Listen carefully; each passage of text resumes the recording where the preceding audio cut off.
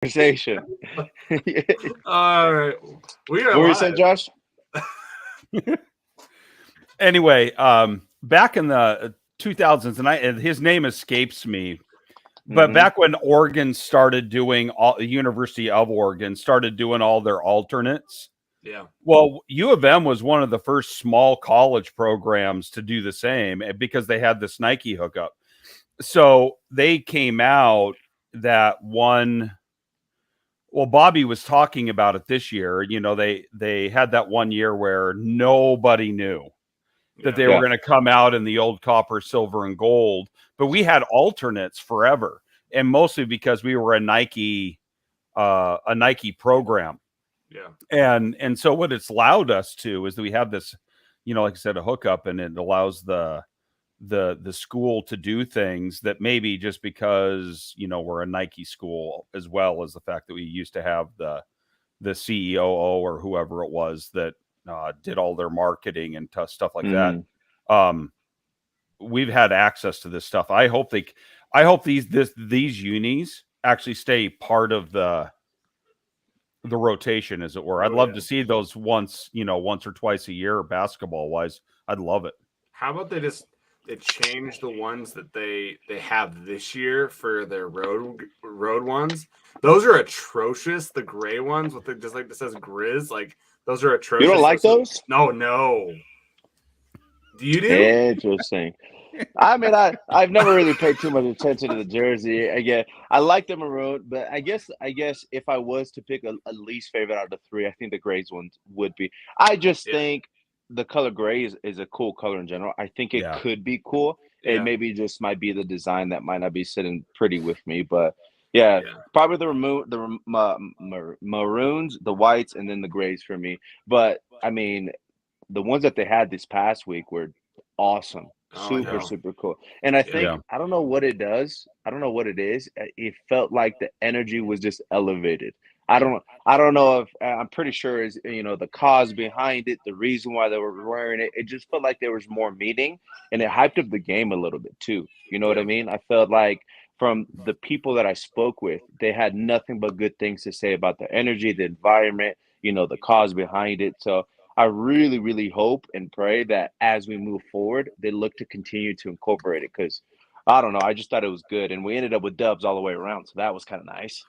Yeah. I mean, the ladies played out of their mind on Saturday.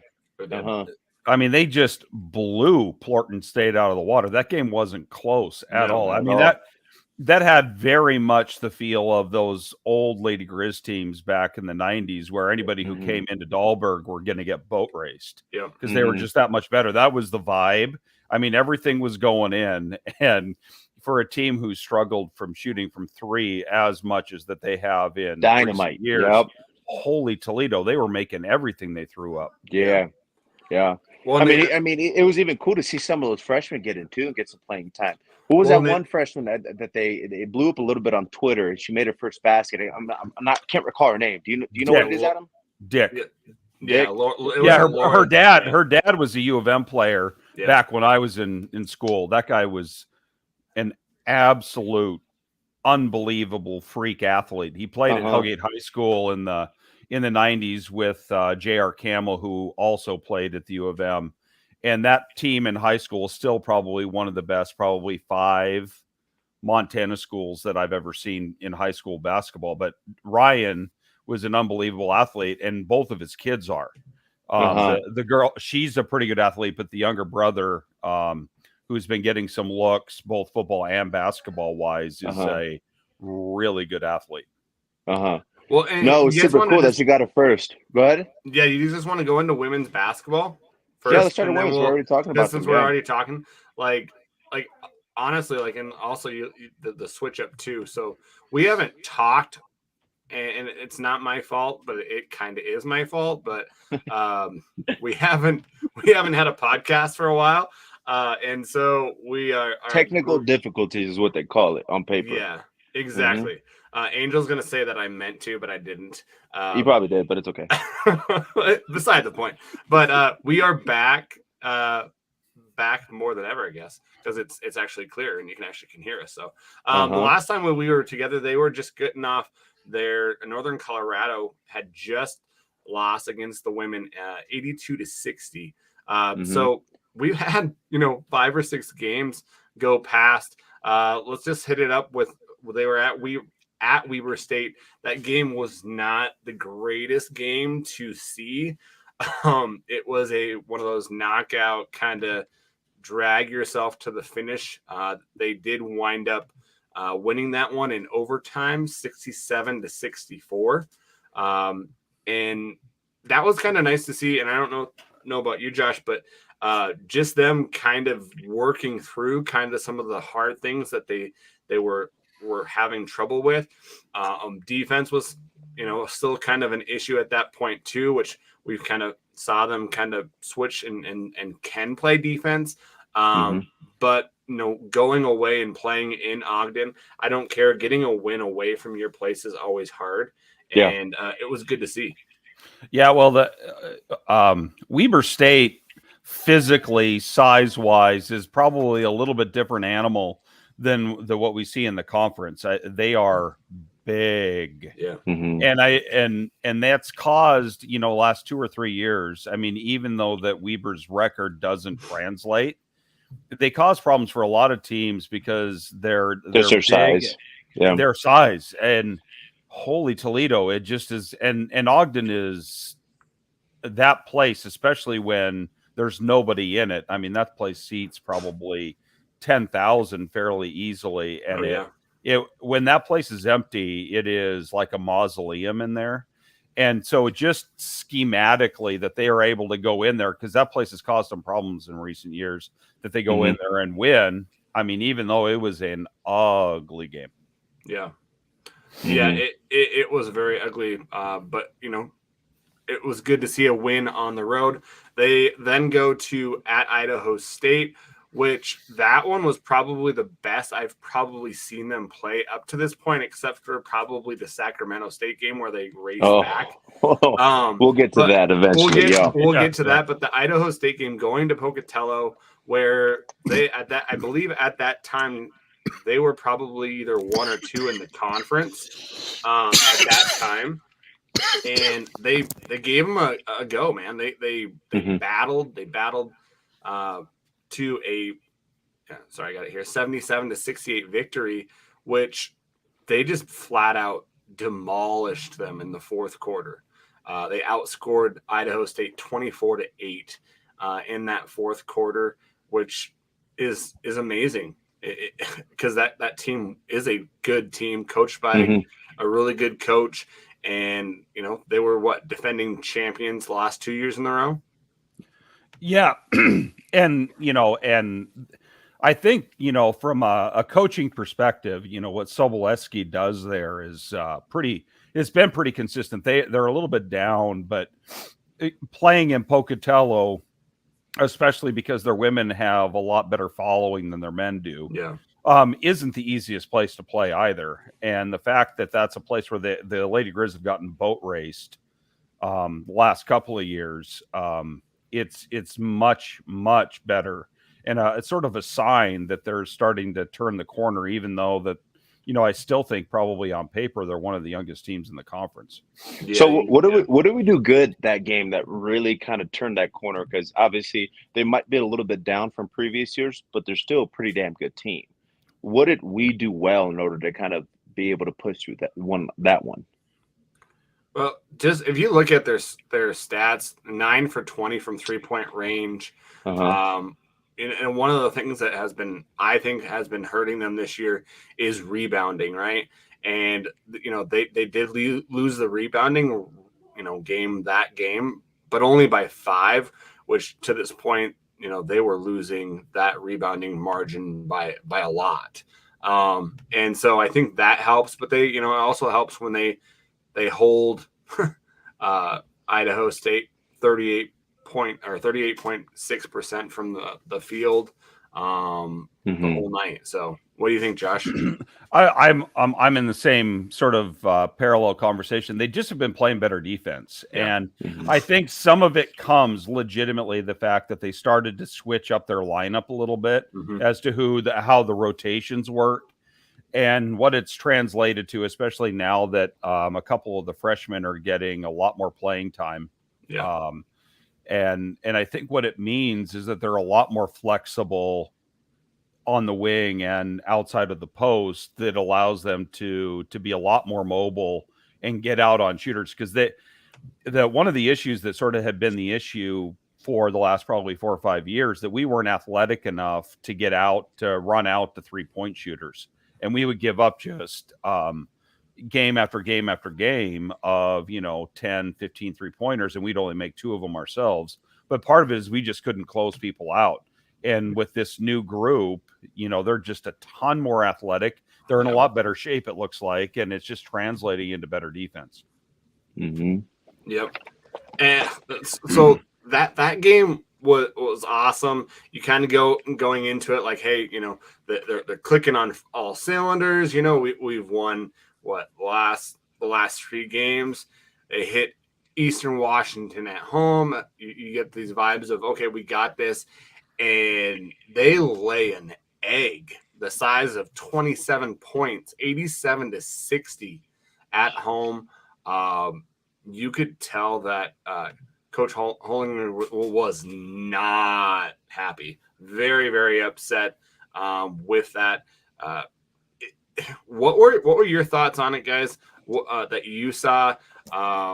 It shocked me. I went back and I watched it, and I knew the final score, but I was like, "There's no way that we could have played that bad to lose," because it was that was closer than some of the points in that game, because it was up to 30-point game at one point in that game. Mm-hmm. It just might be the energy, I think coming off a big win like that, you're feeling pretty good about yourself. It's so easy to get into the mindset of, okay, we worked hard, we're sitting pretty good on the conference to start the playoff. It might have just been a combination of a couple of things. You just weren't on top of the game, maybe where they're a little bit too satisfied. Obviously, you don't like to say that. You ask every one of them. That wasn't the case. It might be just technical errors that they really just didn't, kind of live up to. But honestly, I really think that, hey, when you're in a high like that, what usually happens is that it's a life of balance, a yin and a yang. You know what I mean? And it might have just been their game to have that other side of the coin. Ultimately, when you look at kind of what happened in these past couple games, I think it was a good lesson for all those guys. But like you said, Brian was not having it. No. He ripped him another one, that's for sure. Well, and the difference between his teams so far the last couple of years is that they're less likely to stay in those protracted funks. And because, and I think part of it's because, athletically, they're just a ton better than they were, 2 or 3 years ago. I mean, they played hard under Petrino, but you could tell that, especially that last year that Schwayan was here, that you could tell that once they got into those funks during games, there was no getting out of it. Now they're still going to lay eggs every once in a while. Everybody does, but the biggest difference is how competitive they are throughout their whole roster now. It's not like they're putting out a 7 or an 8, a girl who's 7 or 8 in the rotation, who clearly isn't Big Sky Conference caliber. All of these girls are now. Yeah. And that's how it's changed so significantly. They may be young and they're going to make mistakes, but you can tell athletically they belong out there. Yeah. Well, and some of these girls could probably play in the Pac-12 or some of the higher leagues as well, with these freshmen they're playing out of their minds right now as freshmen. Yeah. And that just speaks to the recruitment of Brian. Yeah. I mean, I think we talked about it a little bit last time we were on, maybe 2-3 years ago, last time we recorded a podcast. We talked about we talked about Brian and his just ability to be able to recruit at any level. And I think I think kind of looking forward to this year in the next couple of years, I think that's something that we can expect. He's going to go out there and he's going to find some talent that, like you just said, that may belong in the Pac-12, but we got him here in Montana. Yeah. And, I could go on for probably hours about this, because it's one of the policies that I think in bringing Holsinger in, they weren't going just to rubber stamp doing things the way we had been doing it. because Shannon, for all of her strengths and all of that, tried to continue a model that wasn't sustainable anymore. The conference got better, but she was still recruiting the same way. She brought in some good girls, but when you're now losing those same recruiting battles for the best Montana girls, which literally there might be maybe 2 or 3 a year that are good, at playing at this level, it wasn't like it was 25 years ago. And he's willing and obviously very capable, because he's brought the next year's recruiting class is actually probably numbers wise better than this year's. Yeah. And it's because he can recruit. They had 2 girls elected, or not selected, but up for McDonald's All-American. And I'm like, I have never heard of a women's team, or probably a guys team, where we've had 2 Griz nominated for the McDonald's All-American. Yeah. I really think that if it really comes down to it, I want to think it's only happened once or twice. And I think both of them honestly were girls players. Probably. Maybe Mandy Morales, if I'm thinking about it. But I want to think that, and then Shannon Schwayen, I believe, but there's been a couple of them, but not very many. No. And so, yeah. So, we take that loss, which was a bad one. And then you go into the Brawl of the Wild, where, I think that, Coach Hollinger wanted, sorry, I can't speak, gosh, to get this one. It wasn't in the cards.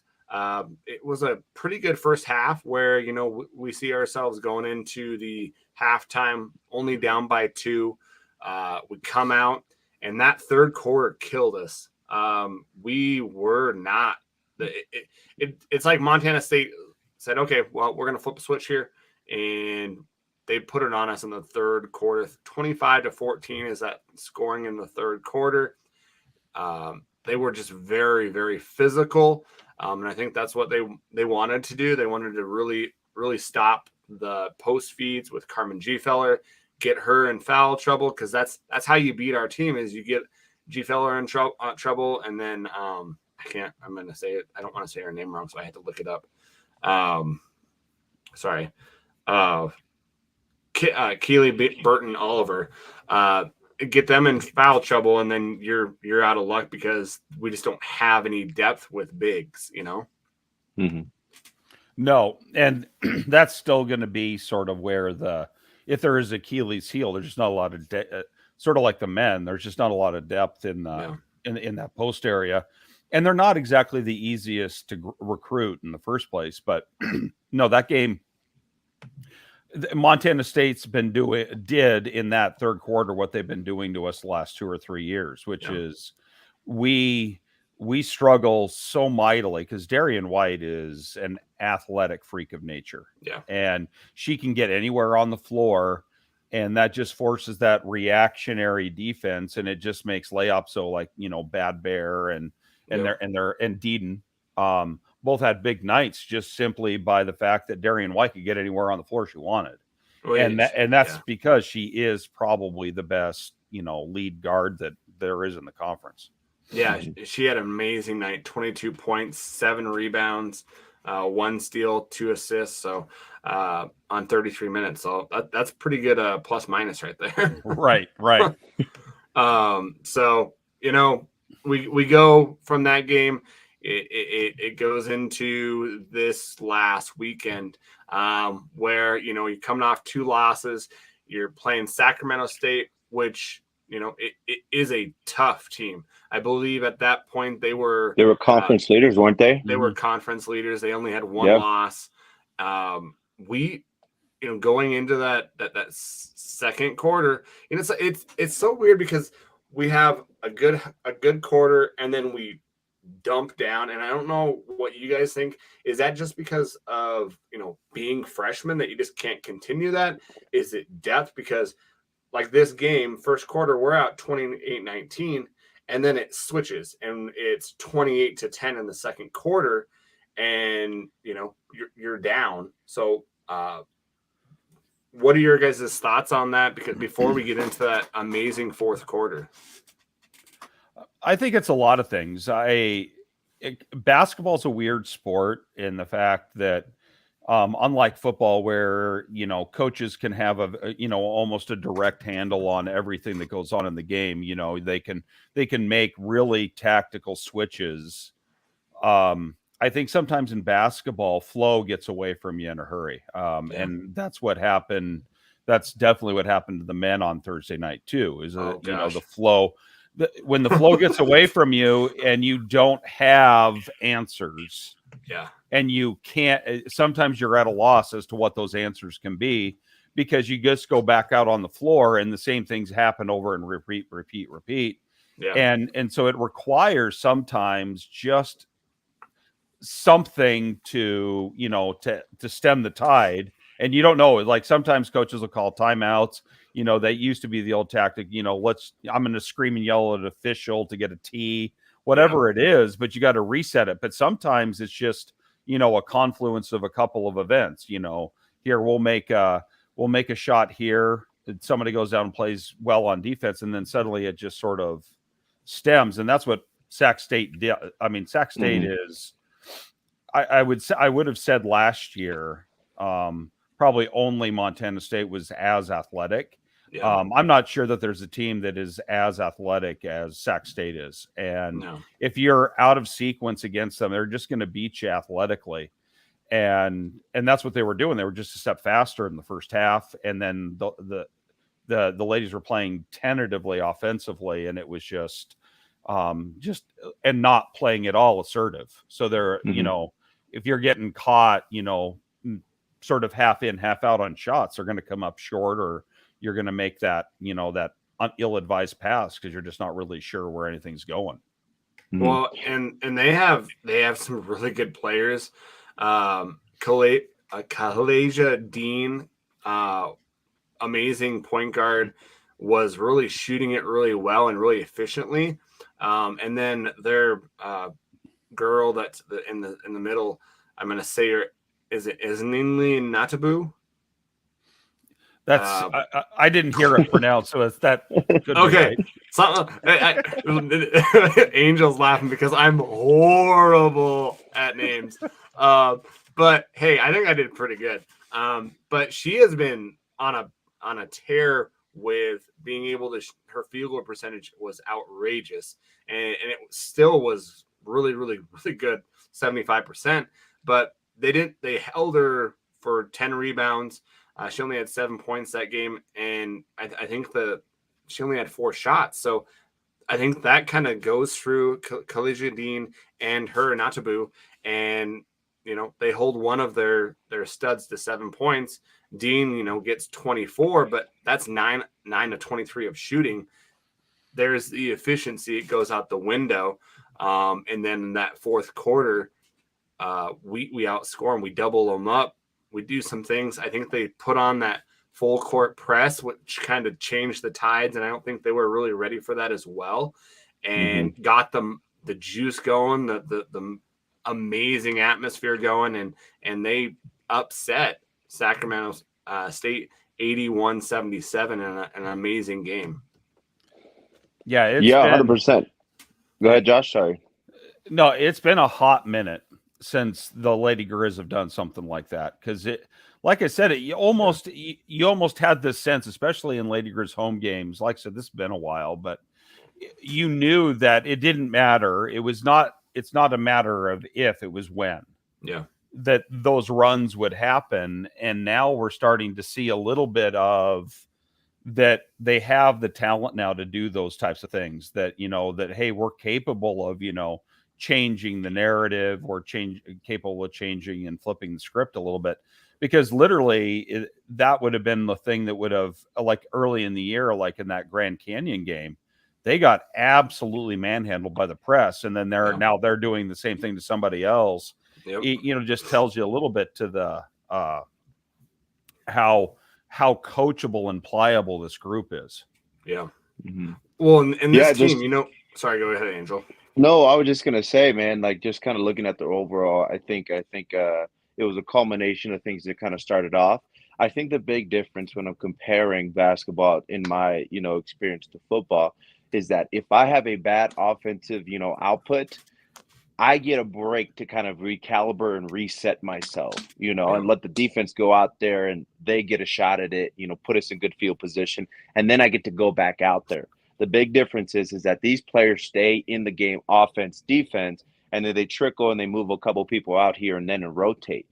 So again, I think it's a lot harder to change that momentum in a basketball game than it is in football. And it's really damn hard to do in football. I just think it's that much harder to do it in basketball because once you get in that lull, like Josh said, they just start to capitalize. They start to, do what works and play to our disadvantages, which where we played to our strength and decided to flip on that gear and change things up. It was the perfect mood at the perfect time in order to give us a chance to win, because that's all you can really ask for in a game, just an opportunity and chance to win. And this team is like from and say if I'm wrong, Josh and Angel, it feels like this team is more. Well, we know that they're probably more athletic, but they're a lot more fast paced team where pressing full court would lend to what they do better in getting out and running and kind of mixing it up that way. They are not a half court team.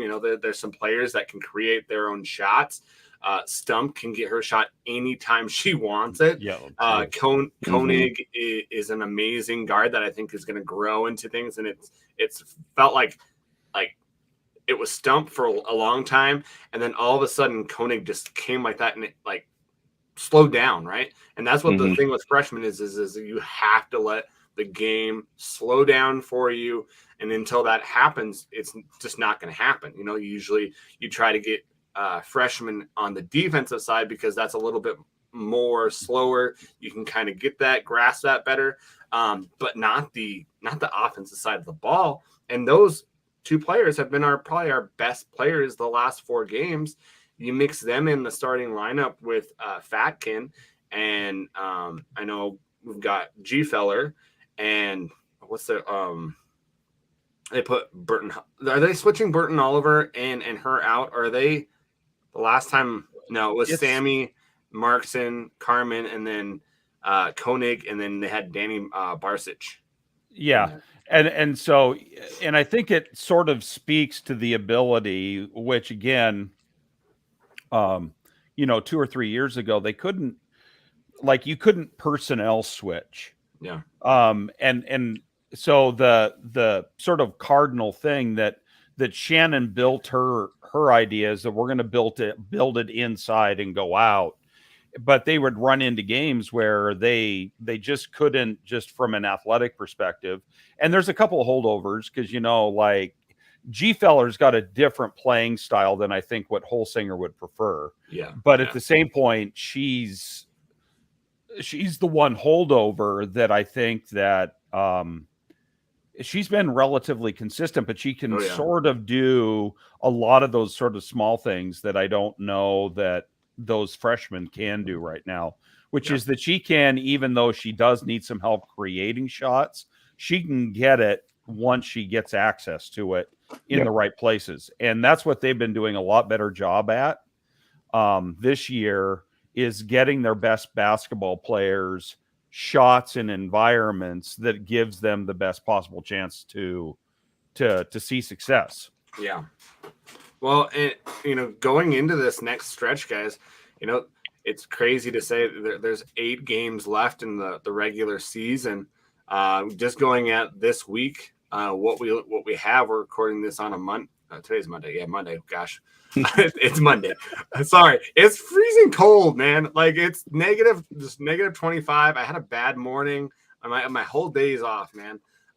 So they play Northern Colorado, at Northern Colorado, and then at Northern Arizona. That's probably the worst road trip ever. I think that's better than what the guys had, because the guys had Northern Arizona and then they came back. At least they're going to Northern Colorado and then they go to the long one. But because that Northern Arizona trip that the guys did was horrible. Which this is going to be kind of tricky because Northern Colorado is probably the youngest team in the conference. I think they have 9 or 10 freshmen, which they're really up and down, but they are capable of, putting a game together. It's not consistent. but you do not want to go into that one and lay an egg on that one. And then Northern Arizona, they've had our number the last couple of years. We're hoping that we turn it around and get those 2 wins because we need those wins. Yeah, and we're not like last year, last couple of years, we weren't a very good matchup for Northern Arizona.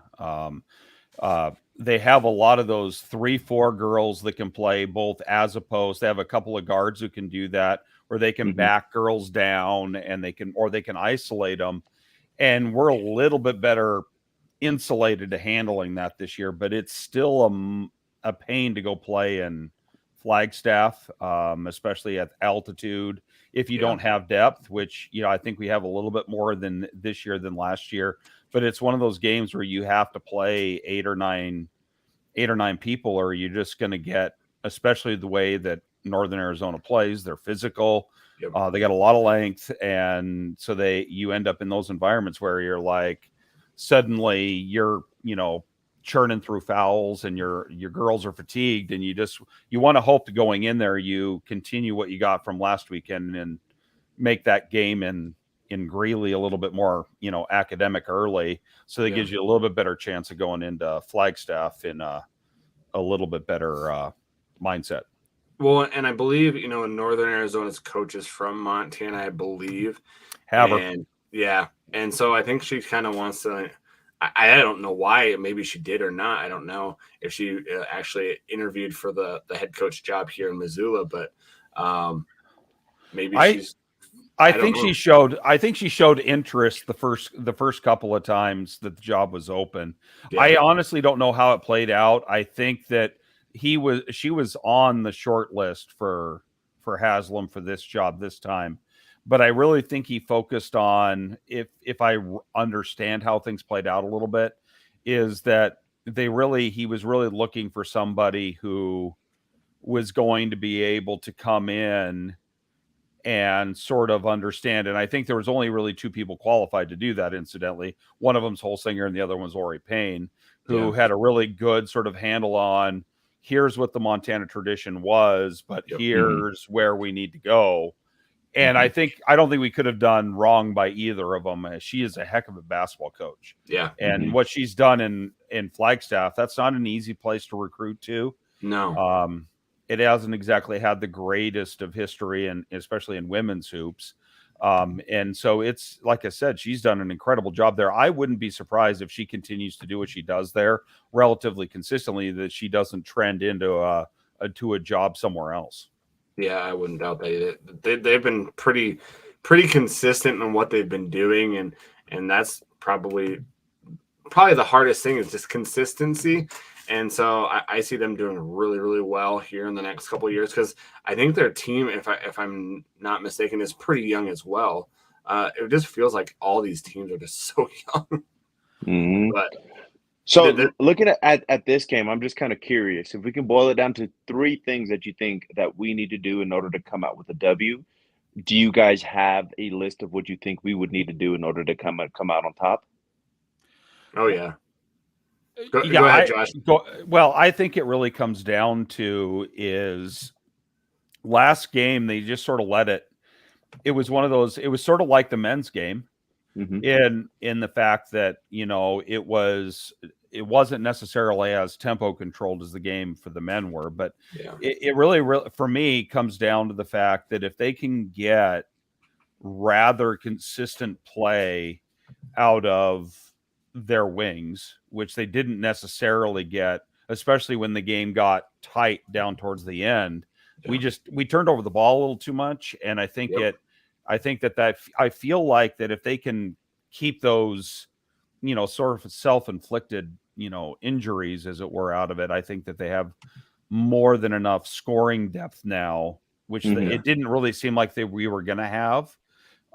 Especially because both of those freshman girls appear to be capable scoring. And then you get like Keely Burton Oliver, who had a heck of a game this weekend. And then, pair that with what you normally get from G Feller.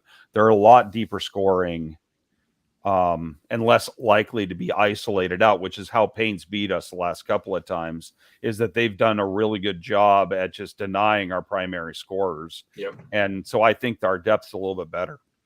Yeah, and then they were really gung ho with G Feller.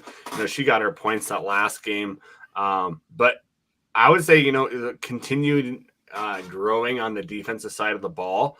That's where this whole year has kind of been a strong point of where we have lacked, is that consistency. And then just looking at how we're ebb and flow, just kind of more consistency on, your quarters, right? Not having a quarter where you outscore them 28-11, and then you give them a quarter where it's 30-12. Kind of having a more kind of even keeled quarter, divvy up, if you want to say it. Mm-hmm. I don't know. But also just kind of like Josh said, like the unforced errors, the unforced turnovers, that's going to be huge. You've got to take care of the ball going away from your home court. And you've got to be able to do something that they want to do to you, right? Mm-hmm. And so, yeah, I totally agree with you, Josh, with that. It'll be interesting because I think this is kind of the pivotal kind of time. If you can get one from Northern Arizona, you can get one from Northern Colorado, you move up in the standings, you'll be 8-4 in the conference. You'll be right behind, Sac State and Montana State for top 3. I always say that you want to be one of those teams that have the first bye, just because it's hard to win, 4 games in 4 nights or whatever it is. And so that's going to be really key. Mm-hmm. Yeah, and I think one of the issues is that I think you look at where we're at this year. I think they're better able to, just because of the depth of the program, I think they're going to be able to handle February a lot better than we did last year, which is we sort of slipped and lost a lot of, just didn't have the depth, got some injuries and all of those types of things. So we're in a better position now. Yeah, definitely. Oh, the dog's barking. Yeah, I know. Barking. It's okay, man. It's no big deal. No big deal. Dogs are welcome on this podcast. Exactly. You're surprised you don't see mine like coming in here, so it's no big deal, man. No big deal. They're gone now. No, I think what you guys all said, I think it 100% makes sense. I think if we're able to consistently kind of have that pressure on them, I think we're going to put ourselves in a good position. The only thing is that it's tough to consistently keep the pressure because of, kind of the area that you're in. It's tough to play there. Your lungs hurt a little bit more. You're burning through that gas a lot quicker. And so I think if we're able to kind of keep a consistent flow throughout the game, I think we have a chance to win this game because our athleticism is there. When we're on. It's just about being consistent and having those webs and flows quarter to quarter. Like Adam said, I think we'll put ourselves in a good position to win. Yeah. So my question to you guys, Holzinger had an amazing first year, kind of turned the program around last year with what he did. And it wasn't really something that you kind of really thought that they were going to have. We're 10-12. Sorry, not 10-12. Whoops, that's the guys. Man. They're 10-11. Sorry, 10-11, 6-4 in the conference. What do you guys think? What do we have to do to be a successful year for this year number 2? Where do we have to be record-wise? Where do we have to be? What do we have to do in the Big Sky Conference tournament? I would love to see us in the tournament. That Montana State's going to be really hard to get through. We would have to play our best basketball. Not saying that it's not possible, but I just think there's a lot of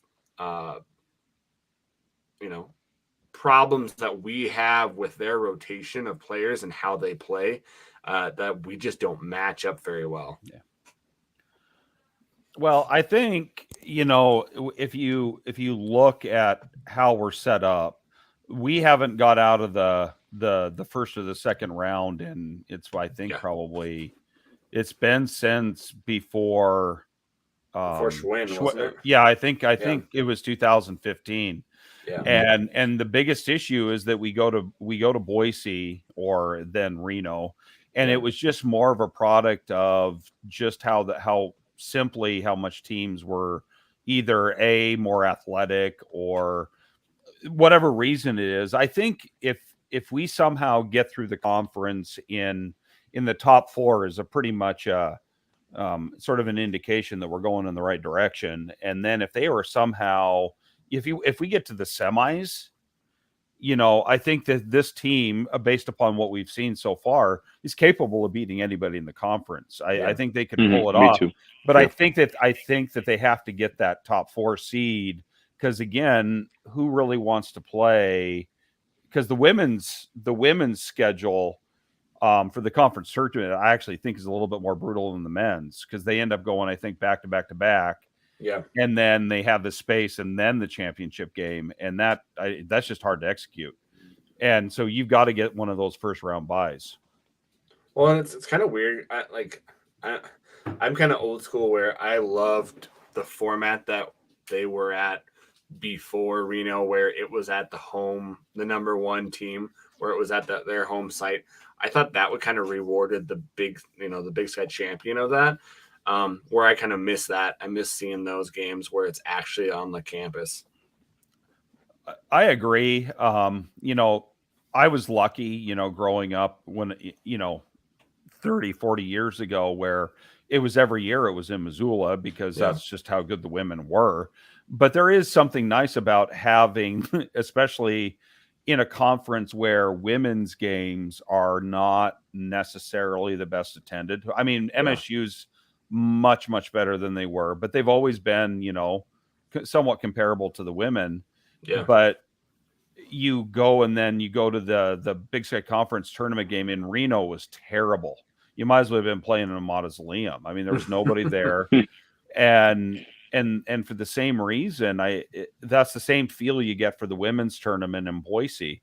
Even though it's a vastly better arena than anything they ever had in Reno, it's still, U of M, Montana State, Idaho State are probably the best traveling groups. And if they're not around for the championship game, there's just nobody there. Yeah. Yeah, definitely. Well, we will continue the women's side on the next podcast, but you guys want to go into what is Griz basketball? Like, I've got so many things written on here, man. I rewatched that Sac State game, and I was like, gosh, this is going to drive me to drink. Like, this is not good at all. Like, oh my gosh. Well, tell us how you really feel, Adam. Oh, dude, like I heard on Colter Nuanez, like, and it's so true. It's laughable, but it's so true. They do not score.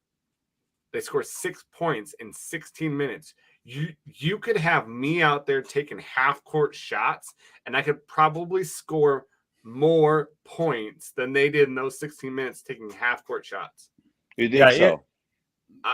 I don't know. Yeah, but we need to film this. We need to film this. Exactly. Yeah, right? Exactly. But man, anyways, let's go from the start of it, and then we'll get to the depressing very soon. But we're going to start with depressing too, because the last game that we left off was the Weber State game, which, oh Lord, that game we lose 57-59, where a lot of these games that they are losing, we shouldn't be losing these games. It's costly turnovers.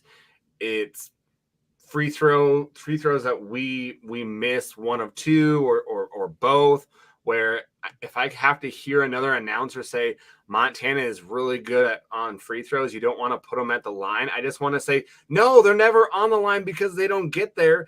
And when we do, we miss them because we choke, because we're not good at free throws when it counts. And so that game, what are your, Josh, I can't keep on talking because I'll get frustrated. Josh, what is What is your thoughts on the Weber State game? Well, I think this really comes down to what's become a pattern, and there's definitely a pattern here. Is that I for one, feel like I still believe it, that I still feel like Travis is the best guy for the program. Now, I know there are a lot of people, especially now, will disagree with me, and I got some stats for you at the end of this. And I've done some deep dives as well, because I think you can go back to probably the pre-pandemic year, and you see a lot of the same problems. And part of it is that his philosophy, which is defensive first, possession management, leads to these types of outcomes. Not necessarily the outcome, but the fact that games are going to be a lot tighter. And this team is, for all of the fixes that they went through and made fixes for last year, I mean, we were absolutely had no depth in the post. Now we have 3 guys that, that are much better than we had at any point last year. But what we lost, which is we lost all of this guard play that is capable of handling pressure, capable of initiating offense. And in that, because you could go back, even prior to that, it was the end of the NAU game. It was the end of how we played out in that Northern Colorado game. It was the same thing in the Weber State game, is that we don't have a primary facilitator on offense to begin with. Measure that with the fact that I think, and it's just a vibe I'm getting, is that Travis may or may not be a little bit frustrated with Brandon Whitney. I would say Brandon Whitney and Josh. With the that's vibe especially that true. Go ahead, but the law of averages tell you that how that Weber State game ended. That's not how. It's insane that you have a guy hit a basket standard, and instead of that ball clattering around on the ground on the floor, lands directly in the hands of that Weber State guy, who then has the wherewithal to find a guy with one dribble wide open. It's insane. That was part bad luck and self-created. Inability to, make the free throw, and having incidentally maybe, the realization that, there are certain different people that probably need to be handling the basketball at that time and point. But we just can't clear the back end of the floor, and that's going to cause us problems if we can't figure out how to get the ball up the floor under pressure. And I felt bad for Lionel because he tried his best, and you could tell he was demolished at the end of that game. And if I think he was going away, but Vasquez was wide. I think it was Vasquez who was wide open when he was running away. But that's not the bad thing. Just the missed free throws, because there was 2 times where they get 1 of 2. You could be up 4 and 5, and even if that happens, you got 1 second and you're up by 2 or 3. That shouldn't even be a thing. And then also you let a guy, Dylan Jones, just demolish, which I was surprised how well he shot the ball, because he didn't get his points inside. He shot 5 threes, 17 points, 21 rebounds, 5 for 7 from 3-point range. Totally demolished us on the glass. They had 7 offensive rebounds. It was amazing to see him. He is, if he's not the guy for Big Sky Player of the Year, man, I don't know who is. He does the same thing night in and night out, and he's been doing it now for 2.5 years. And I think that no offense to Jabril Borello, but I still think Dylan Jones has been the best basketball player in our conference now for 2.5 years. And he does it in so many different ways. Is that he's not a classic big. That guy he can play all the way out beyond it. He's 6'7", isn't he? 6'7", and he plays like a guard.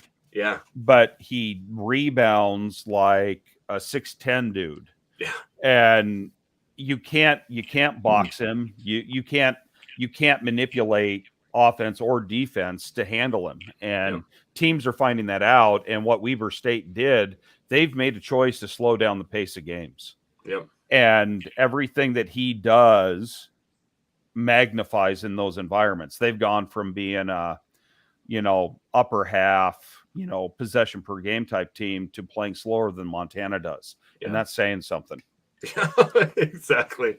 Well, going from that game, we lose, we get Idaho State at home.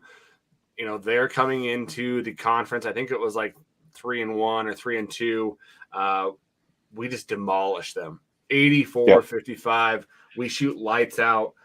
54 from field goal, 48 from 3, 83.3 from free throw. We demolished them on the rebound. Took that Weber game to heart, man. Oh, yeah. Sure. Yeah, exactly. We out-rebounded by 18, and Idaho State did not know what to do or what hit them.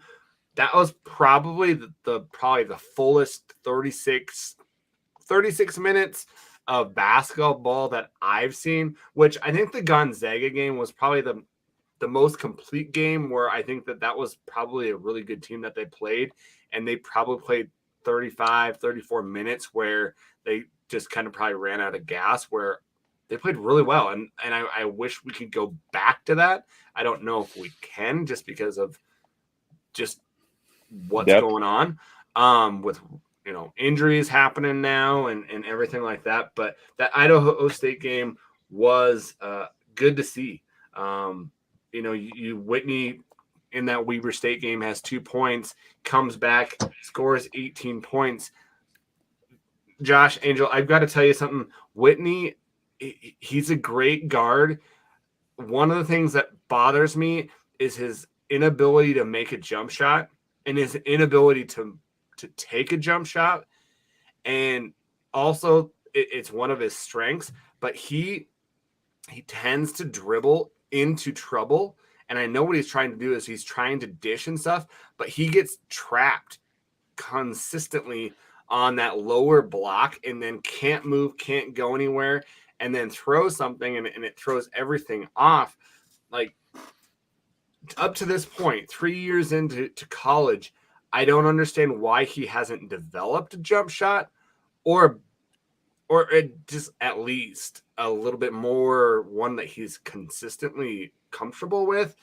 And I'm not saying, Griz Nation, that he's a bad player, because he's not. He's probably one of the top guards probably in the conference. I wouldn't say he's all Big Sky, because I think we've got one player that's all Big Sky, and that's Josh Bannon. But he's probably one of the top 6 or 7 guards in the conference. I just don't see him being that facilitator that we've always had, right? Ahmad Rory, Will Cherry, Aguigne, those guys, those dogs, right? Those dogs that could get their shot whenever. They were bigger, they were stronger. They just didn't take crap from anybody, right? And so what are your thoughts on that, Josh and Angel, and what do you think? Well, I think you're right. And I think part of this really comes down to some philosophical things that we could spend some, long, hard hours on. But, I think what one of the fundamental issues is that based upon how he approaches the key, it's going to be really hard if he is a right-handed player without doing a step back. He's not going to make that shot. Yeah. And part of it is that it's just body mechanics. I mean, there's only probably a handful of NBA guys that can execute, that running left, jab hard, and then go straight up. And because what he's figured out, and it is really a skill set, is that if given space, there's probably maybe 3 guys in the conference who have the ability to knife to the basket the way he does. Yeah. The problem is that he's never in a position to shoot a jump shot. Now, if he was left-handed, boy, howdy. Now, the teams have figured out. So you watch Cameron Parker play, and it's the exact opposite. People forget that they absolutely forget he's left-handed. Yep. And so they forget he's left-handed and they play on that downhill side, and then he can turn and float. Whereas Brandon's never been able to get that shot in his repertoire, and because he's a dribbler, he never plays above the ground at all. It's always stuck and moored. And when he gets into the key, you're right. He just sort of spins around the circles. Yep. And at times you just want to tell him, put the brakes on, stop and jump. Yep. And just for a jumper every once in a while, but he's always looking for that path and access to the rim. Yep. And teams have figured that out. I mean, Montana State has the book on him. Oh yeah, well they just slug off him, don't guard him out on the 3-point range. Then that hurts our bigs, because then you've got another defender in the box, and you can't get the ball into your bigs, and so then you're just jacking up threes that are contested, and you just can't do that. No, and again, that's sort of the weakness the team has, which is that for all of Travis's abilities in the years past to find guys who can play guard, this team just really only has, especially ball handling facilitators. I mean, they've really got about 1.5 this year, and that's not really just making a huge dig on Brandon. It's just that they don't have even a change up to when Brandon's struggling to put somebody else over at point to facilitate the offense. They just can't. And so he's stuck playing a lot of heavy minutes because he's still, I think, their best perimeter defender.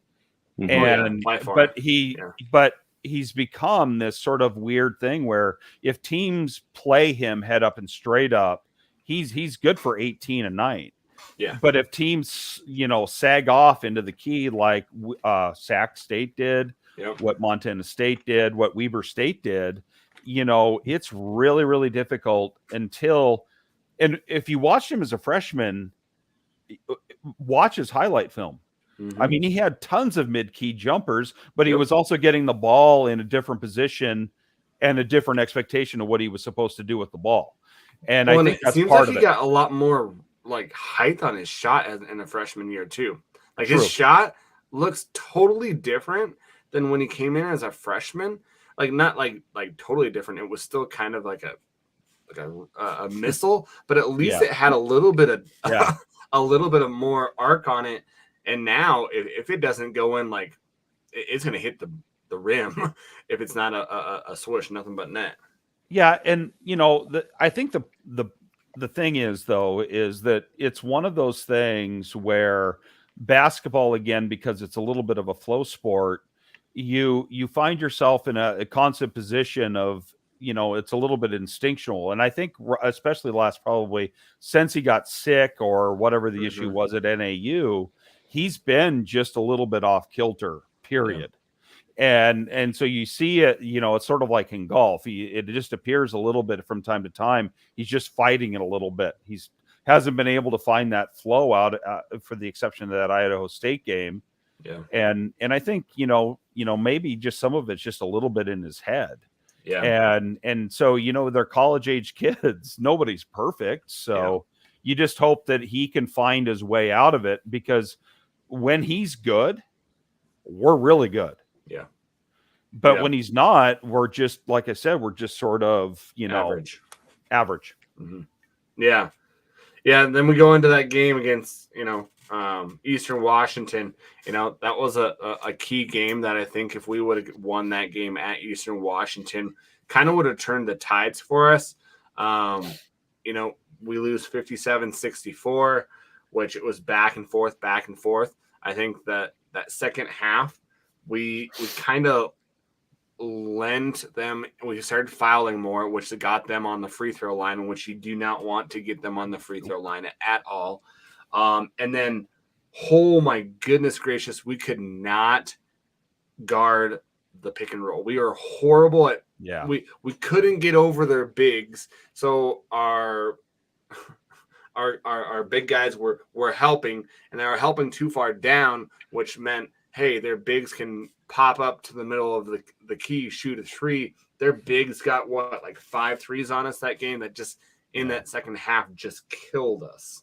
Well, there's a reason why they're at the top of the conference. They are as long as any Big Sky Conference team I've seen in quite a while. And they all can play, Venters is really only the legitimately, as guardy as he is. Yeah. But those rest of those guys can play every position from 2 to 5, and they isolate better than any other team in the conference. They outed Brandon Whitney that game. They found him on the floor and they were posting him up. Yep. They did the same thing with their Moody. 6'7", Yeah, they did with everybody. And they find those matchups, whether it's a small on a big, they're able to facilitate that on a lot of their high-low motion. They just get a lot of mismatches, and they've executed it beautifully. I mean, nobody shoots as many threes as they do and makes nearly as many of them as they do. And on top of that, they just don't make very many mistakes. No, when their guys, their shortest guy on their starting lineup is 6'6". Yeah. So there's a lot of length there. Their bigs went 6 for 11 from 3-point range on us. They shoot 83% from the three-point line. They get 6 offensive rebounds.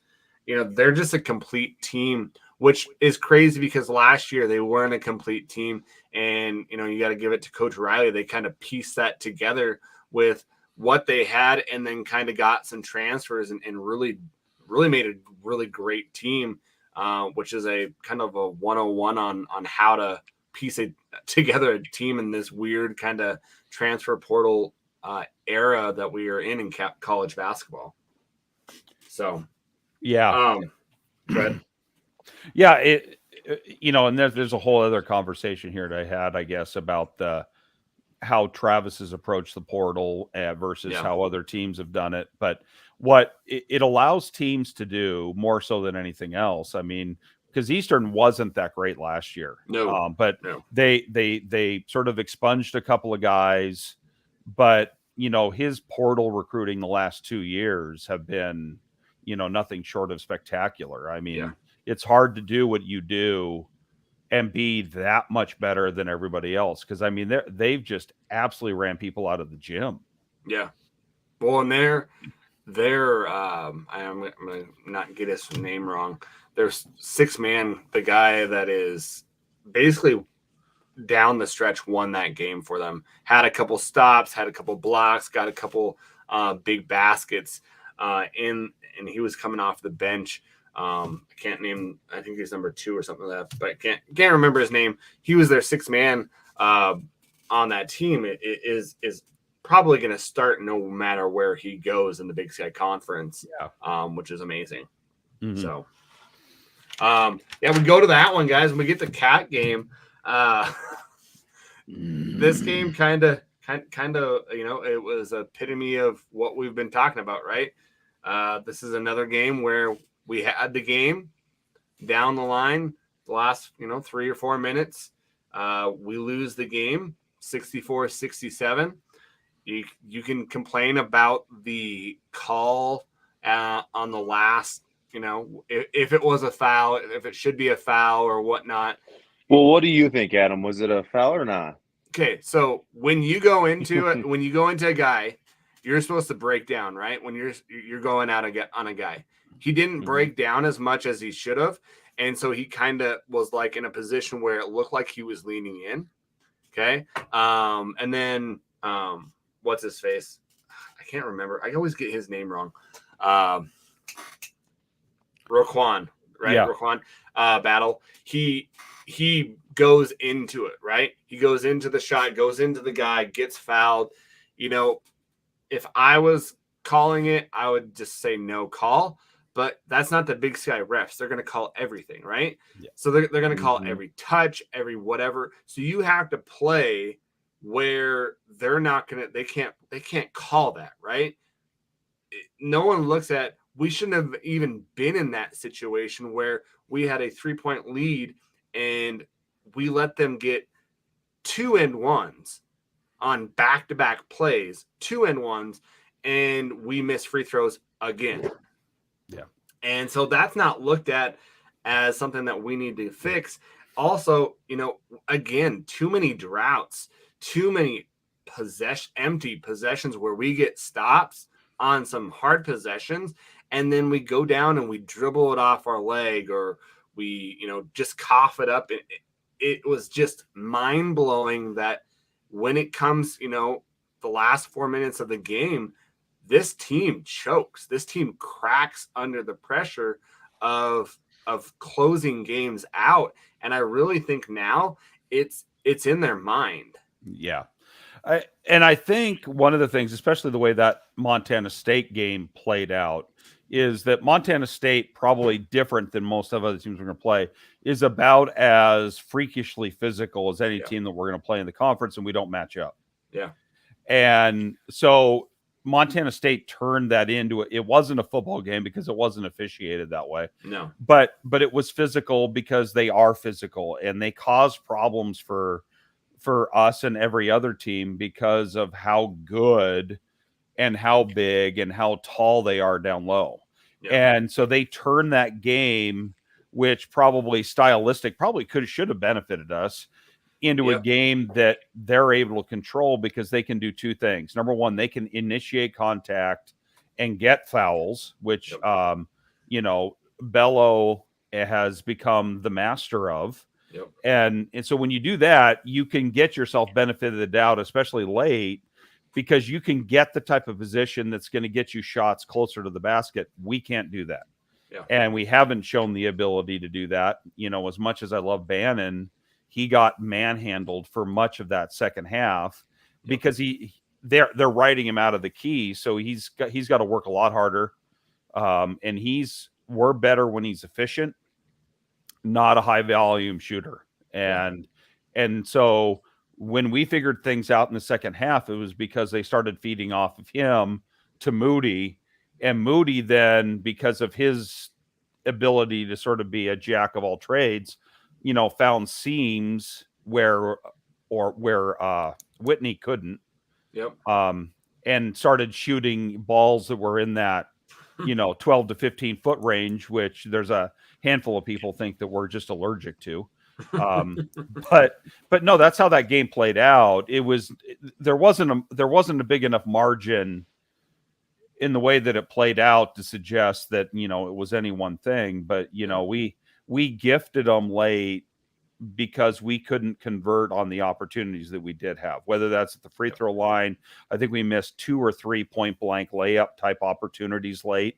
And if you continue to do that over and over, good teams are going to find a way to beat you. Yeah. Well, it was just they get 4 more points off of turnovers. They get 3 more free throw attempts. And what crazy stat is we out rebounded the Cats, which is an amazing stat that I wasn't going into that game. I was like, oh yeah, we're going to out rebound them. We did well on the boards. This is probably the game that kind of, and like you said, Josh, it kind of suited us where we got their Bello into foul trouble. It kind of seemed like, hey, if you're going to win one, this is the one that you're going to get. Yeah. And we just did not take it. And, it at this point, it's in our psyche, right? Yeah. That's another game we didn't close out. And you can say, hey, it was because of the foul call, which what is more alarming than not closing games out is listening to Coach DeCure say that they did close out a game. They did close this game out. I think it was on the Coulter Nuanez. He said, he asked them, you've had troubles closing out games. He's like, well, we did close out a game. They just called a foul. And it's like, whoa. Like that is totally different than what I've ever heard DeCure say. And I don't know if that was just like to save face with, his players, with the, everything like that. But I think you it's lost that game way down the line before that foul call. I think there's probably 2, if not 15 things at play, which is that it's been, and he's told to be quiet on it. And And I think he's gotten to the point where it's a boil over thing, is that he's going to make the point now that this conference has to find out a way, because when you look at the way the conference is officiated stylistically as to comparison to how the Pac-12 is officiated, how the Mountain West is officiated, they don't turn into these knockdown, drag out free throw fests. Yeah. And as whistle happy. And these are, and it's a conversation not to why Montana is getting screwed over, but rather that why it's made. And you can watch a lot of the games. What's astounding is that this is the way a lot of games in the conference play out, where teams get 32 free throws in a game. Yeah. And that's just not good basketball to watch. It's terrible. Yeah. And so I get his point, which is that we have to stop, because this is probably maybe there was a run 2 or 3 years ago where we had 4 out of 5 games determined in the last 30 seconds of a game off of a whistle. Yep. Rather than letting them play like they had the whole game, they're like, okay, we have to call a whistle here. And some of them have benefited them, some is against us. And I think if I'm Travis, I think you do have to sometimes say the quiet part out loud, which is that even if AD Haslam and the league may not like it, does become a point where you just have to say it, to say what everybody else has been thinking.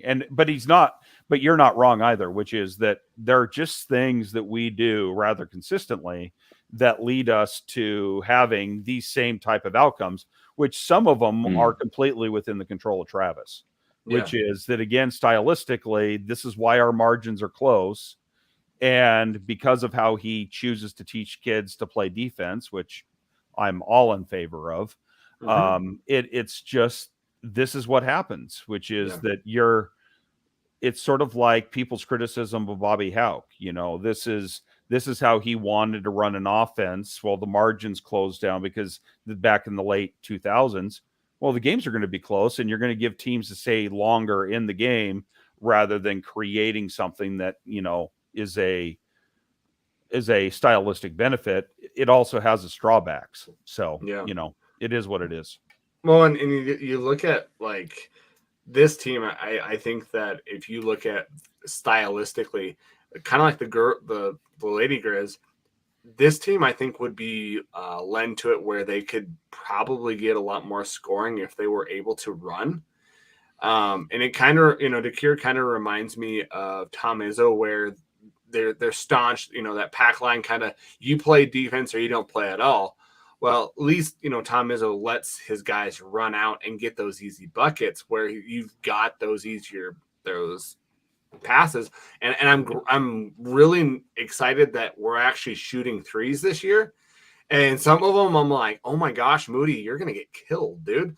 Like you're shooting 3 points on like the logo. Like you're like going to get like the death glare of DeCure.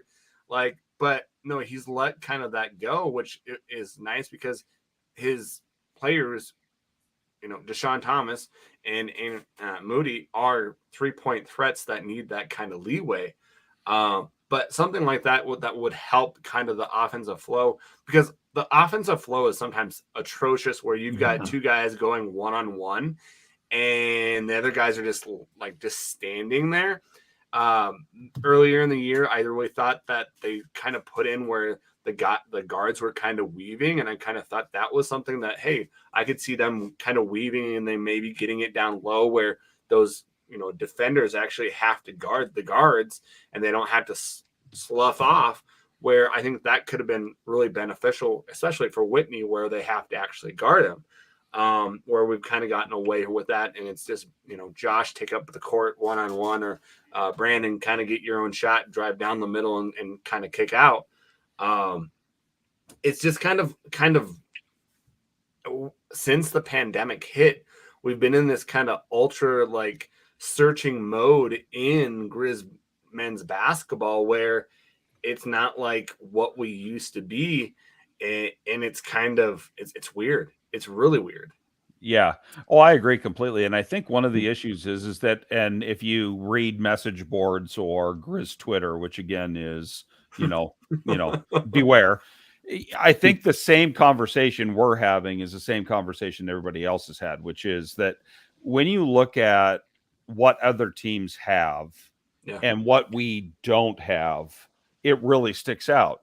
Yeah. What lost us the game really in that Montana State game is that they have Raekwon Battle. Yep. Who is a guy who can score 30 in a wide array of different ways, and you can't defend him.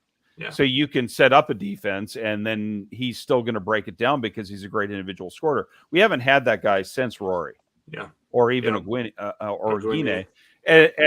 And so what we've seen since then is that we only have one or two guys who can score consistently, but they require effort to score. Mm-hmm. And so, we do a back down offense, or the 5 ways that we're pretty much running Bannon is either a point forward, a point guard, all in ways to make it easier for him to score. But when he can't score, or he's not facilitating off of that high low, skip passing thing, we just don't have anybody on the wing that can break down a defense and score like that. We just don't have it. And it's been the issue since we graduated, Pridgett. Yeah. And Pridgett became sort of this weird Swiss Army tool for him. Well, we can play him as a 4. Mm-hmm. We can play him as a 3, and we can play him all over the floor, but we don't have that guy now. Yeah. And what it shows down is that games get into crunch points, and we have to work so dang hard just to get an average to mid-range jump shot. And sometimes it is unbearable as all get out to watch. Well, and we go through these droughts, and we did it the last couple of years where the droughts just kill us.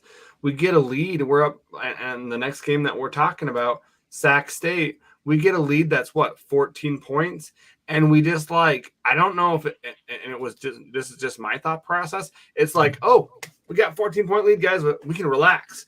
And it's just no, you had we don't have that person where, and they're all nice guys and they're all nice players, but we don't have that dog where who's going to step up and finish this thing, finish him, right? Like the whole Mortal Kombat thing, right? Finish him, right? But we let that 14-point lead go, and it turns into 20-point run for them or whatever it was, and we're out of it. And then it's in our heads, and we can't make a layup.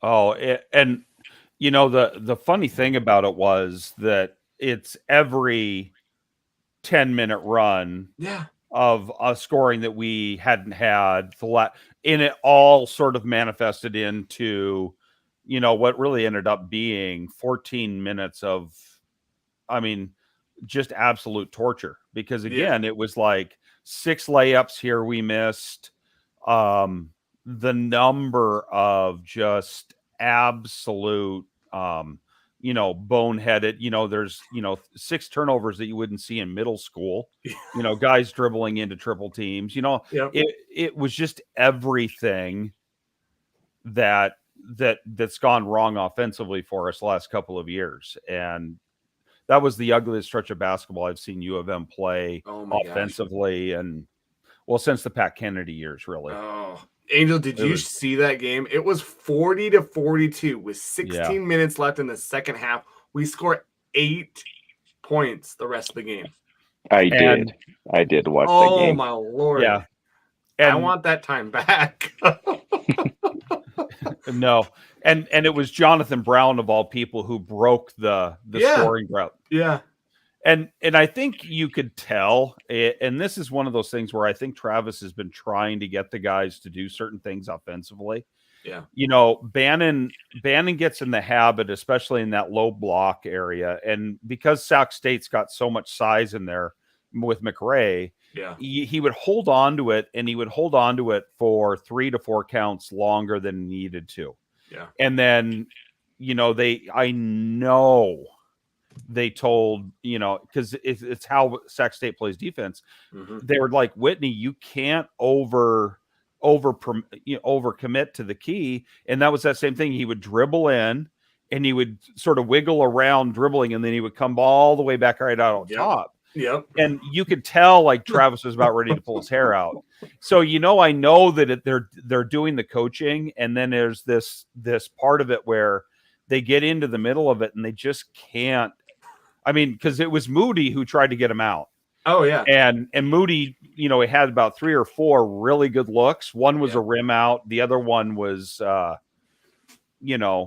one was a really good look that just, lipped out as well. Yeah. And then suddenly what looked like, we're going to find a way to get through this really short dry spell, holy cow. Yeah. 2 points and 11 minutes later. Well, and I think, to Moody's, I think he was playing with a concussion that game because he didn't play the next game. Yeah. And he got hit a couple times in the head where he hit hard. But my goodness gracious, 39% field goal percentage. We shot 42% from 3 and 80% from the free throw line. We just didn't get there. But they had 13 offensive rebounds, 35 rebounds. They killed us. And that ogre of a center, holy cow. Ogre of a center. Dude, he is huge. Like he's been one of the best ads conference-wise. Yeah, and for how big he is, yeah. He's got some feet and some movement to him that you don't really expect. Like his size, he's 280. 7'1", 280. That's a huge guy. Well, Jeez. and sign him for football, huh? Right? Yeah, you're right. I mean, he'd be very nice left tackle. Very nice left tackle. Right. But I think it does speak to the problem, which is that schematically, you look at what our program is this year, is that when it comes to scoring, our first 4 are better than we've had in the last 3 years. Oh yeah. But you look at our bench, and there's nobody there to change pace at all. Now, is that because we don't know, or is that because do you think that they're not? Because I can also put the thought process is that DeCure has only been playing 6 or 7 guys, and I know that Jonathan Brown, he's got the scoring capability, and he probably does not have the capability for defense, and that's why he's not playing. But at the same time, if you've got to give a little to get a little, right? Yeah. And so. I think you're right. But I think stylistically we've run into this problem, and when you look at what we have, I mean, we're short Mac Anderson, and then we were short Moody Anderson for much of obviously for the Portland State game. We don't have, as much as he tried to sort of reshape the squad this year, we're back to the same problem again, which is that really he only trusts about 7 guys. Yeah. And so when you have a game where you're struggling to score, you can't look down your bench and go, okay, I'm going to bring this guy in as a change of pace, because you even saw it a little bit with Brown, which is that he only plays one speed. And so he is, full bore, and he tried to take on, McRae in the middle of the key, and that did not work out really well for him. Yeah. But that's our problem, is that we don't have scoring anywhere outside that top 4. Yeah. And I could have told you before the game started that Whitney wasn't going to score. And I think he had a bucket. And in order for Montana to do well, you needed Bannon to be really efficient and do what he did against Portland State, which is for a while he was on the pace for triple-double category. But he couldn't do that. And because they weren't double teaming Bannon, so he's holding onto the ball way too long against a team who is playing straight up defense, who doesn't allow threes. Yeah. So a lot of those cheap skip passes, which he gets to Thomas, weren't there. Yeah. And so we just don't have ways to break down defenses or length the way that the three who I think are legitimately probably when push comes to shove, three of the better defensive teams in the conference, even though Eastern doesn't show it, we'll struggle with them. And because we don't have that secondary ability to do things offensively that doesn't involve the ball going through Bannon's or Whitney's hands. Well, and they played smaller too, which I think was kind of a good thing for Sac State is they put their McCray on Bannon, and he did really well, and they put somebody shorter on Thomas so that he couldn't get out to the outside and get those threes, which was genius, and it worked. Yeah. And so, our next game, I was kind of leery about, just because we're going to Portland State and you just never know what kind of Portland State team you're going to get it. They're always, and you have Cameron Parker too. Yeah, that too. Yeah, that he knows the program. He knows, yeah. And you've got that team has the talent, right? They always have great guys, great talent. And we were down. Mac Anderson, I feel sorry for the guy. He's battled his way through 2 years of injury upon injury upon injury. We don't have Moody with concussion protocol. And we got out a good win, right? But at the same time, it's another close game that we almost blow. And Cameron Parker shows up and kind of gives us the finger and says, "This is why you missed out on me." 23 points. I feel like this is one of those games where they probably shouldn't have won. Yeah. But won. And part of it, I think part of it really comes down to is that for us to win games, especially the way that we are constructed this year, not having Moody and then Brandon Whitney again sort of struggling again offensively, the fact that we were able to find a way and muscle through that second half. I mean, Deshaun Thomas was really, really good, but so was Josh Vasquez. Yeah. And what Vasquez does, and this is why I love the guy, is that he doesn't do anything particularly well. I mean, he's not an elite basketball player, but at the same point, there's not a lot of things that he can't do. He makes a lot of bonehead plays every once in a while. He'll turn over the ball, trying to do too much. But what he provides is that he's calm, he's collect, and he's not afraid to make decisions on the basketball floor. And I appreciate that mostly because in that game against Portland State is that if he doesn't do what he does, because he's not afraid to be at the line. No, he's not afraid to be at the line. He's got enough height that he can get the ball in, on a press break, but he wants it, and he's not really going to be on.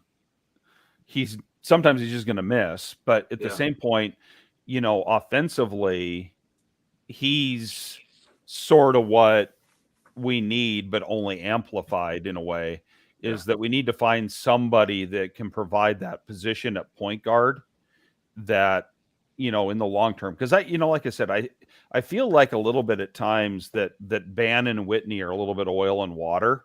Mm-hmm. When you watch them play together, you don't get the sense that they sort of cohesively gel, because they find themselves into the same sort of nexus of the universe situations where they can't really feed off of each other, because Bannon, like Whitney's not a very good pick and roll guard, because he doesn't. I mean, the only way that he goes is all the way to the basket. He's not a fade guy, and for the same reason that Bannon doesn't do the same thing as well. So you can't build a offense around those two because they require the ball in their hand too much.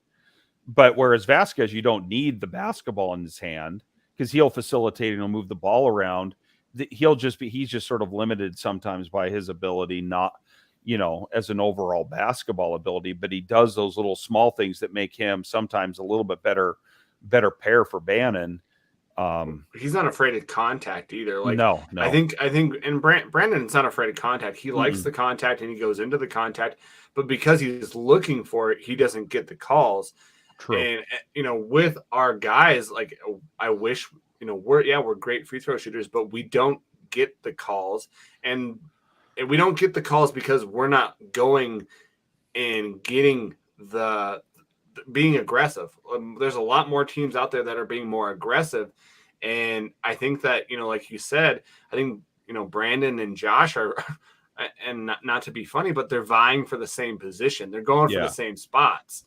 You have a 6'1" guard at least going for, down on the block with your 6'10" forward. And, like we're 10-12, 4-6 in the conference. We're 6th place, which we could easily be, 16-8, and and 2 games out first. Yeah. And so, but if ifs and buts were candies and nuts, we'd all have a Merry Christmas, right? So yeah. What do we do from here? Angel just shaking his head. You like that, buddy? Oh, I never heard that before, bro. You've never heard that? See, I give him the sayings that he's never heard. Oh my gosh, dude. I think going forward, I still have this feeling that this team is better than the team that we had last year. Oh yeah, by far. But the problem is the results aren't there. But I don't think the margins are as wildly erratic as that they were last year, which means I think 2 things. Number one, I could see them just as likely going through the second half of the season and flipping the record from what we had now. Because the thing that made our team struggle at the end of the year last year was the same reason that we struggled at the end of the year before, which is that we had no diversification in scoring. We can get scoring from 4 guys. And I think that it might be enough that when it matters, if we have Moody, Bannon, Thomas, and Whitney all scoring, or some sort of combination of that, we're going to be more likely to get through those long, protracted droughts. Yeah, defensively, I feel like that as much as that people are going to fixate on that Sac State game, we've had a lot fewer of those this year. Yeah, we have. I just don't know, because we haven't been able to put, since that Northern Arizona game, the same 5 guys on the floor consistently, whether it's because of illness or injury or whatever. I mean, we got to find a way to maximize the 7 or 8 guys that we do have. Yeah. Questions for you guys. So, this is where we're at. And I'm not trying to throw shade at Coach DeCuire, but the last 3 years, right, haven't been the greatest in basketball, right? Total 43-39, 22-24 in the conference, which coming off of where we were with him going and making 2 consecutive NCAA tournaments and 2 consecutive, Big Sky championships. Should he be on the hot seat? Angel, that's always a tough one. I'm a big fan of Coach Travis. Yeah, and I think he's a great guy. I think he's a great guy. I think he does a lot of things well. And should he be in the hot seat? I would love for him to continue to be in the positions that he's in, because I think he's a great coach. I think he's a great mentor. I think every single guy that I've talked to when I was at the university, since I've been out of the university, have said nothing but great things. They're challenged by him. He provides perspective to elevate people's games. I think he deserves to be in that position. Mm-hmm. Is it unfortunate that we're in the position that we're in? Of course it is. Obviously, he's visibly frustrated. You can tell at times. You know what I mean? Yeah. I think moving forward, I think he's looking to find ways, because I think he's dealing with a different, I don't want to say generation, but it's just a different style of players. Yep. You know what I mean? Yep. And I think that he's doing everything he can in the craziness of the world with the transfer portal and how things are kind of working out in order to, figure out a system that would work for him. Yeah. Do I still believe in him? Absolutely, 100%. Do I think he has the potential there to get us back to, a championship level? Yeah, there's no question about it. As far as how soon it'll happen, I that's where, I'm coming up in the air. But Angel, you bring up a great thing of, trying to find different style of player, right? Which this team, with all of his other teams, has a different style, right? We Yep. don't have that Ahmad Rory. We don't have that Agunye, even Dorsey or a Co or Moorhead or Brunig, where those guys were big. Those guys were, hey, let's go do this. Let's, we're up by 10. Let's finish it, right? Where they want and they're used to being coached hard. And I think that this team, not to be that person, but I think that they don't respond to that as well as other players have in the past. Well, and again, I think this is a whole other conversation that we could have over and over and over again, that there's a conversation being had that there is a handling of the Travis situation, which is different than the handling of the Shannon situation, which is he's had a ton of people leave the program. Mm-hmm. Yeah. But he's also at the same point, and this is where, and I'm not going to get into politics about it, but what I think the point is that Travis is a leader of men, and he behaves like it. And which means that he'll take ownership for all of his behavior and all of his actions, even if the result, he doesn't make excuses for anything. And it's not that anybody else does either. But what I'm saying is that when you look at the state of the program, what's happened, you can put on him because these guys are exiting the program before they get through their 4 years. You can blame the transfer portal, but it is what it is. And he's made conscious decisions to move forward, and he's had to change styles. He's trying to maximize what he has this year, which is that he's got an all-conference forward in Bannon, that he's tried to do some very Eurocentric ideas and letting him handle the ball in all of these different ways.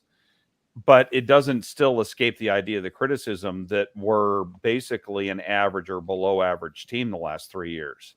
And sooner or later, if that doesn't change, then obviously they're going to have very real conversations. Will it be the type of Bob Stick conversation where he's successful but not successful enough type question? Or is this legitimately indicative of something that's, some sort of necrosis of the program, which I don't think there is. I think he's struggled. I think he's missed on recruits. I think he's missed in the portal. And I think he'd tell you that. I think he's trying to take shots on guys he thinks fits in his program. And this all goes back to that, year that they bring in, who is it, Cameron Satterwhite, and he was here for 2 games. Oh, and then that was the same year they had Stedman and Nassim Gaskin as well. So, they've the earlier years, like you said, Josh, they won on transfers, right? Ahmad Rory was a transfer. Wasn't a transfer, and Dorsey was a transfer as well.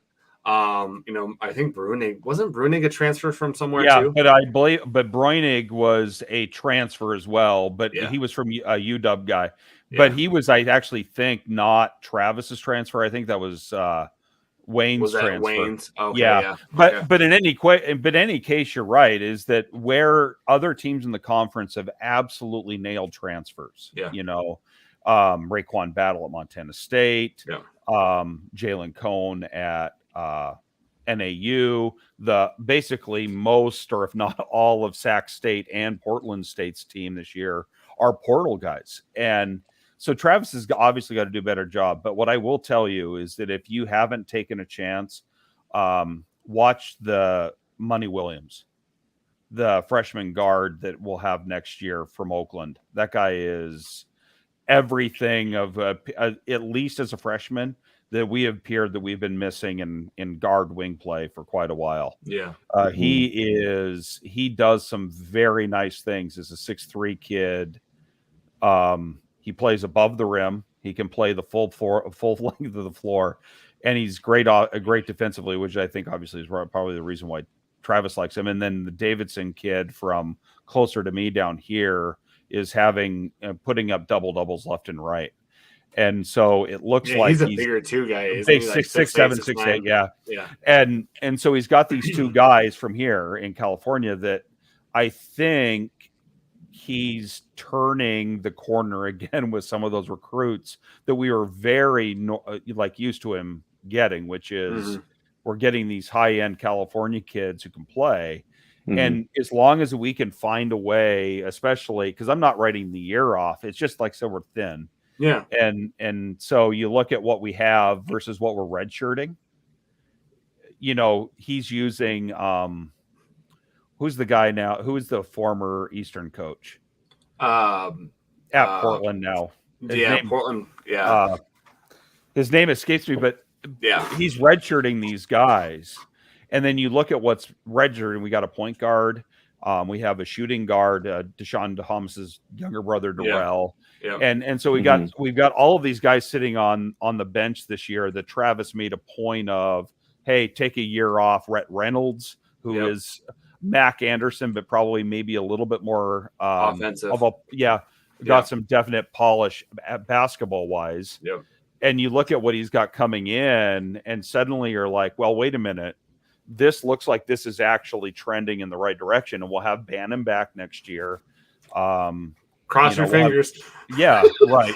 I'm like, if Gonzaga, that's why we don't play Gonzaga. They're gonna steal one of our guys. Like I could totally see that happening. if all things being the same, you look at where this team could trend at the end of the year, and then you look at what's coming in. It's hard not to look at it and go, maybe we have turned the corner here just a little bit in terms of, because Travis will admit, he wasn't able to recruit the way he likes to recruit during the pandemic. He had to take some shots on some people that he swung and missed on.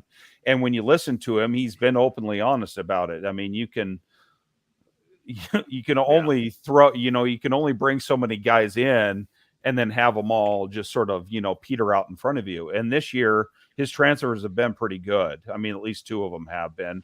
And I think there's Oke has actually legitimately been, for the minutes he's played, good. He just can't play. He's offensively a black hole. Yeah. But defensively, athletically, all of those types of things, he gave great minutes in both of those games and held his own. He's just not going to score. And then Jonathan Brown's a little bit of a flip of a coin, but Deshaun Thomas and Anna Moody have been great bring-ins. It's just, again, a little bit of an incomplete squad, and I think it only gets better next year. Well, and like one thing to throw out there, guys, before we cut it off, but and I don't know if I'm way off base here. I feel like the two moneymakers at the University of Montana are kind of in the same position, right? The football program and the basketball program are kind of dealing with the same kind of things right now. And I feel like they're kind of stuck, with the glory years and what's happening now. And I feel like we need to shift kind of away from the focusing on what has happened in the past and kind of move forward. I don't know if that's just me and what I'm feeling, but I feel like we get so stuck in what has happened that we just can't get away from building off of it. Am I way off base? Am I somewhat? What do you guys think? I mean, I think you're right. I think the issue is that whether it's football or whether it's basketball or whether it was the women's program, we've sort of gotten into that idea of it doesn't always necessarily require some sort of, revolutionary vision. We bring in Bob Stiffer football, which stylistically was everything that people wanted. But in terms of execution and carry out, didn't happen. We bring back Bobby because we know what Bobby is and what Bobby does. And Travis is who Travis will be forever. They're essentially very similar people. But I just don't know. I don't know. You need some good luck. Yeah. I mean, Montana State has that in like 12-fold right now. Yeah. And it's hard to look at it without looking at what Montana State's doing. And you can't just look at it and go, they had a home run hire in Binford, and she's been around for a while. They've got the hire right with Danny Sprinkle. Yep.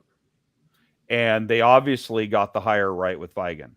And so when you do that, and then they get lucky, because I don't think anybody knew that, what's his Tommy touchdown Malott. Yeah. I don't think anybody sort of said, you know what, Montana State's suddenly going to be, within minutes of 2 national title games in a row with him as a quarterback. And I think you can say the same thing with everything. You need a lot of luck, but you also have to have some sort of, long-term vision. And sometimes I do wonder, how much we are stuck. Yeah. But I don't know that I think Bobby was right. I don't know that we were that far off last year. Yeah. Maybe Angel has a little bit different perspective on the football program than I do, but I think we have to have some sort of vision, but I just honestly don't know that what it'll require, because I don't think we can blow it up either. So that's my opinion. No, I'm just kind of going back to what Josh said, just a few minutes ago. That now that you started to explain what's on the forefront of what's to come, I think that's part of, the coach's vision, Travis's vision. I just think kind of what you just said right now too. We've just had a couple years of some bad luck that haven't turned our way. I do also think the way that Josh explained it made total sense to me. I think we're potentially on the cusp to make that change, to turn that corner. It just needs to all fall in the right ways. We have some people that are returning, the way that Travis operates. He likes to, kind of pivot at the end of the season, make some changes. He'll make those changes as need be with bringing in some new guys into that rotation. I do think we're on the cusp. I do think that we have that potential. And I think this next season or two, we're going to really be able to see that. I think we do need to make a push for the end of the season in order for him to have a place to say, hey, I'm going to stay here, and there's a reason why I'm going to stay here. I can take these couple years of bad luck and make good come out of it. Just wait until what I show you guys for next year. I think that's kind of, where I'm at in the process and how it makes sense to me. At first, I didn't even think about it, but then when Josh broke it down so eloquently, I was just like, yeah, that makes perfect sense. I just think also, I also think that like you have to, we're on the cusp. I think for football and basketball, we are. Yeah. But I also think that you have to do the little things, and you have to have so many things that you're doing right for it to go your way. Yeah. And right now we don't have those things happening for us. And so is it something that we need to look at systematically ways of what we're doing? Are they the right way that we're doing things? Is it, hey, we're just not getting the right luck? Is it, hey, we need, I don't know what it is. It just feels like we're so close, but something is off where it's just holding us back, right? It could be, development. It could be who we're bringing in. It could be structure of how we're running a team. And that's where I'm optimistic, because I think Travis is willing to pivot and make those changes and, put more emphasis on the type of players that he has in order to maximize what we do have out there on the court. And I think there is that opportunity to do it. I think he will be one of those coaches. I can't say that about every single coach that I've ever been a part of, but I think him specifically, I think he's gonna be willing, he's gonna be able, he's gonna be wanting to pivot where he needs to pivot. And I don't think, and I don't think anybody who's risen to be a Division I head basketball coach is a dummy. I do think there's these times where coaches get sort of a commitment to a bit that this is how we do things and this is how we're going to do. But, you look at how whether you watch, the Roy Williamses of the world or Duke with Mike Krzyzewski, all of those guys, they always found ways to maximize even after really bad runs. Yeah. They found ways to do it. And like I said, I've listened to Travis enough to know that he's a really smart guy, both basketball wise and human wise. I can say the same thing of Bobby. And, not their personalities are not for everybody. They're not for all of their players. That's for dang sure. But you know what they do? They at least are able to articulate to the people they have in the room precisely what they're doing. Because, obviously a lot of players went for the door during the pandemic for Travis, but you don't see it in the way where those guys are coming out and just, dumping all over the program. And so I think that tells you a little bit. And because it's a real habit, that, guys exit the door and then they air all of their dirty laundry. They're not, I think Travis is up front with these guys that if it's not a mix, it's not a mix. He's not going to hold you responsible for it because the portal, he's not going to hold that guy there. And I think the Cam Parker situation is a little bit different, is that I think Cam was in a different situation. I mean, the guy's, 6th or 7th year. Yeah. And I mean, he was, I think Travis, had the conversation. He knew Cam was leaving at the end of the year. I don't think this was necessarily Cam saying, I'm going to give the middle finger to the program. Just look at, I mean, if you watch the handshake line. Oh yeah. There was much love. There was much love. Yeah. And I think it was just like, here's what Cam wanted to do with his last year of college basketball, this extra year that he had. You know what? Yeah. But again, sooner or later, you've got to have results. And I think the team's somewhat closer to that. I mean, obviously it's a little bit of a island of misfit toys a little bit this year, but honestly, I mean, they're not that far away. I mean, because you look at the margins. I mean, other than the Sac State debacle, I can't watch that game ever again. No. That's what if you're trying to torture somebody to get information out of them, that's what you should show them. Exactly. But you look at it, there are only 4 or 5 minutes at most in every other game. And in some of them, it was down to about 30 seconds. That they're in games, and they're going to be in games because they do things right defensively.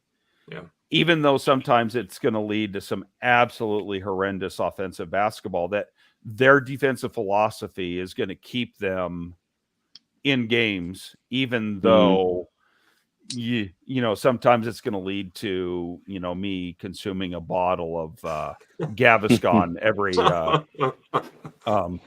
the last 2 minutes of every game, because you just know how this is going to go. And you just sort of just like, you got to avert your eyes because you know what's going to happen, but you're like, oh, I got to watch this, even though I know what's going to happen. So it is. I think if we can get kind of a little bit better, more movement, and I think that I always say that every year, but just the movement just kind of I don't know if I'm just like a big Princeton fan of the motion offense or what, but man, it just bugs the heck out of me just watching guys just stand around and not do anything. It's to my core, my basketball core just like irritates the heck out of me. Yeah, I feel you, and I think part of the problem is that, and again, it's sort of like, and it's not that I know what Travis is doing because I don't, but I feel like a lot of what has been dictated, especially over the last 2 years, has been dictated on the idea, knowing that he's got a little bit of a unicorn in Bannon, and because he is a little bit unicorny, that he's sort of catered to it, but at the same point, it does create this idea that we're waiting for him to make a move. Then everybody else will react. And so everybody does stand out on there, and then he waits for him to wheel into the key before people cut. Because if you are too early, then you clog up the lane. If you're wait too late, it's that part of that thing of where sometimes I just wish, hey, let's run some 5-man motion and let's, work to get a layup type deal. Let's run some flex, whatever it is. But I wish we sometimes do it. But at the same point, I see what they're trying to do, and it makes logical sense. But at the same point, what do I do? I'm, a high school teacher in Southern California, and occasionally watches basketball. So what do I know? There you go. Well, hey, any last thoughts, guys, other than all the stuff we've already talked about? Got some big games coming up this weekend for the Grit, the men. They will be at home, I believe. Yes, Northern Colorado, and then Northern Arizona. Oh man, we gotta beat Northern Arizona. That just get bad, awful taste out of our mouth from the last one. And that Northern Colorado team just scares me because they're just you don't know what's gonna happen because I don't know what their big long guy that kind of like replaced Home or whatever, or Homie or what, I can't remember his name. I'm horrible at names, Angel. I know, man. Hume, there you go. Hume, not Home. Yeah. Hume, there you go. He is an amazing scorer. That team just scares the heck out of me. I think I'm kind of pessimistic that way. I'm a worry fan, man. Well, but when you consider how the games have played out the last couple of years, it's sort of understandable. So yeah, true. Well, like always, man, Josh, thank you for coming on. We value you coming on each and every time. Yes, we do. Want you to come on with us more often, whenever you can, and we'll have you on. Angel, thanks for giving me a hard time. I always appreciate, man. You refine me. You refine me, big guy. But yeah, thanks for all those listening out there and also commenting. Thanks for the Griz, not the Griz fan, but the Cat fan that keeps on telling us that we suck. Thanks, Ron. I really appreciate that. And yeah, we will check you guys later, and go Griz. Go Griz. I know, baby. Let's do it, baby.